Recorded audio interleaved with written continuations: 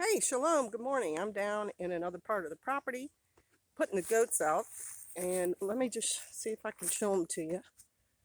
They are enjoying the arboreal wilderness behind me. Can't tell if I can see a goat back there or not. Might even be able to see him moving, but maybe not. Gordy!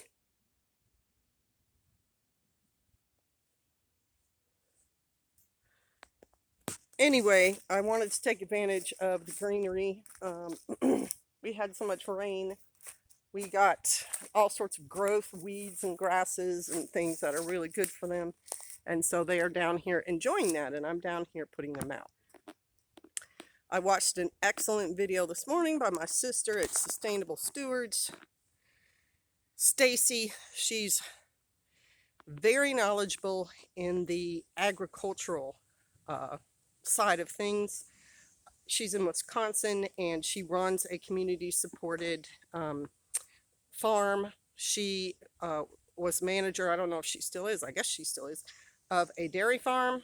And she brought up a really good point in the news. California, one of the water boards out there of the San Juan River curtailed about a third of the people who have contracts or agreements to get water out of the San Juan River. Now, my assumption is San Juan runs down into Lake Mead, which, if you've been watching the news, the lake levels are dropping and dropping and dropping, and everyone's in a panic out there because of it. I bet you this has happened before. See, this is the thing where, yes, the climate changes, but it always changes. It's not something that stays the same. And so I don't know if it is a reason for, the end is here, or if it's a reason for people in California to kind of look at what's happening in their area and then react to it. Kind of do the OODA loop on it and say, oh snap, the water's disappearing. Orient yourself on that, make a decision, and then act. So what let me slow down, because I do this really fast and I need to be nice and calm for y'all. I made a comment today on a video about that sort of thing, and I said, during the Dust Bowl years, people out in the Midwest realized, hey, my topsoil is disappearing, and many of them chose to go to California, which at the time, and this is the 1930s, so that's almost 100 years ago. Maybe that's significant, 100-year patterns. They decided, instead of starving to death or choking to death on their property, they were going to move. They did the nomadic thing, and they packed up and they went to California, which was not having the Dust Bowl effects. And, temperatures are mild there. Soil was good. And so they moved. There's a book on that by John Steinbeck called Grapes of Wrath. There's a movie about it. It's going to seem so dated to people of the digital age, but it is a nomadic story. And as you guys know, I'm watching that Turkish nomadic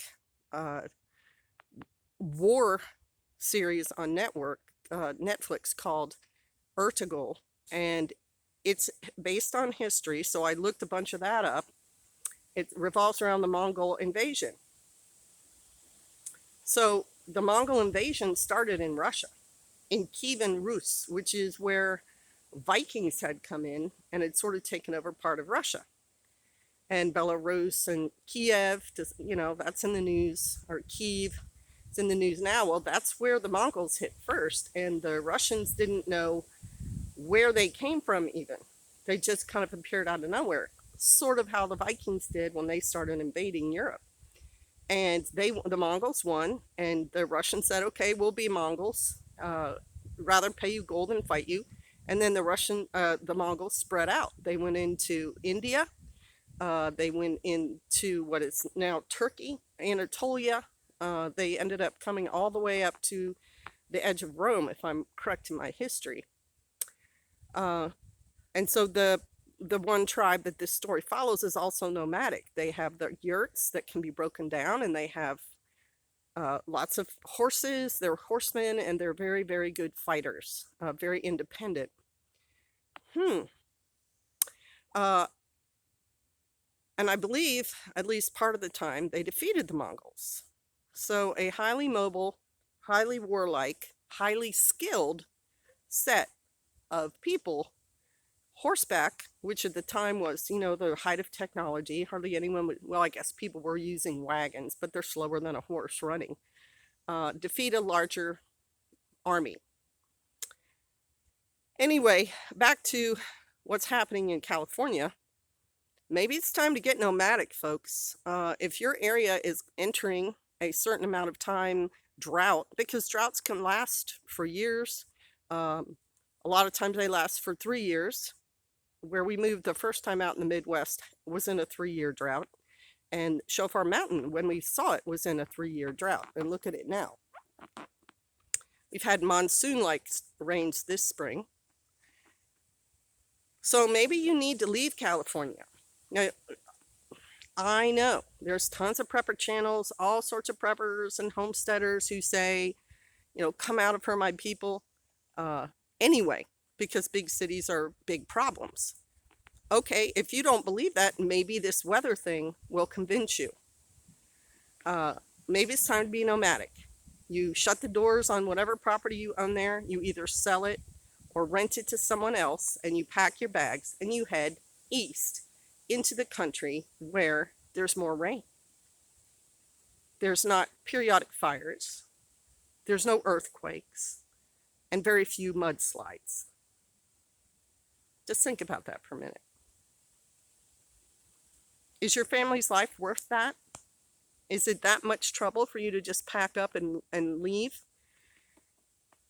You can leave your possessions in a storage thing or whatever, but possessions are only part of life. Your life is life, and your life is important, and it's worth you doing, some work in order to go somewhere safer and more pleasurable and easier to work in with water that you need. It's easier to do that than sit and suffer and slowly starve to death or slowly dehydrate. Plus, California has a history, our western states have a history of huge fires.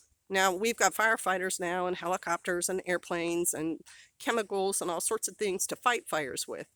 But in the late 1890s and the early 1900s up to the 30s, that part of the country would periodically burn huge, huge amounts of forest. Sometimes 3 states would be on fire from a single fire at the same time.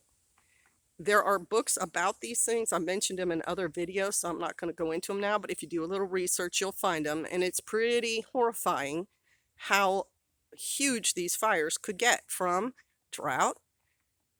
All the trees dry out, now they're nothing but kindling and lightning strikes, and up she goes. It's part of nature. It's part of what happens in our country. Now, every country has the things that happen. There are, periodic flooding in countries. There's countries with monsoon. Australia has fires. And like I said, we have ways to mitigate some of it. But if the fire comes through and your house is in the path, your house is still going to burn down. Your car's going to be destroyed. We had horrific video of fires that did just that in California and Oregon just a year or two ago. So it's a fact, people. These things happen. But what is within your power to change is how you deal with it. Do you want to stay there in the path of these horrific fires and, burn up in your house or in your car? Or do you want to see patterns, natural patterns, and take a decision that's better for you and your family? That's kind of what my message is today, because we're enjoying a peaceful, quiet life here. It's worth what we did to get here, to have that kind of life now with silver in our hair. Think about it. Are you prepared? Are you prepared to do what needs to be done for you and your family? I think you are. I think you can do it. If you've been feeling that on your heart Here's a second witness for you. All right, I'm going to get back to my chores today. Shalom.